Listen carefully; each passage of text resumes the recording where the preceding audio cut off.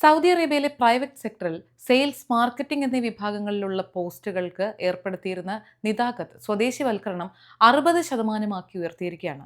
ഇത് 2026 ഏപ്രിൽ 19 മുതൽ പ്രാബല്യത്തിൽ വന്നതായും തൊഴിൽ മന്ത്രാലയം അറിയിച്ചിരിക്കുന്നു. ഇതിന്റെ ക്രൈറ്റീരിയ എന്ന് പറയുന്നത് 3 അതിലധികമോ ജോലിക്കാരുള്ള സ്ഥാപനങ്ങളിൽ ഈ പറഞ്ഞ രീതിയിൽ സെയിൽസ് ആൻഡ് മാർക്കറ്റിംഗ് വിഭാഗങ്ങളിലേക്കുള്ള ഒഴിവുകളിൽ 60% സ്വദേശികളെയാണ് നിയമിക്കേണ്ടത്. അതുമല്ല, ഇത്തരം പോസ്റ്റുകളിലേക്ക് സ്വദേശികളെ നിയമിക്കുമ്പോൾ അവർക്ക് ചുരുങ്ങിയത് 5500 റിയാൽ ശമ്പളം നൽകണമെന്നും ഈ നിയമത്തിൽ പറയുന്നുണ്ട്.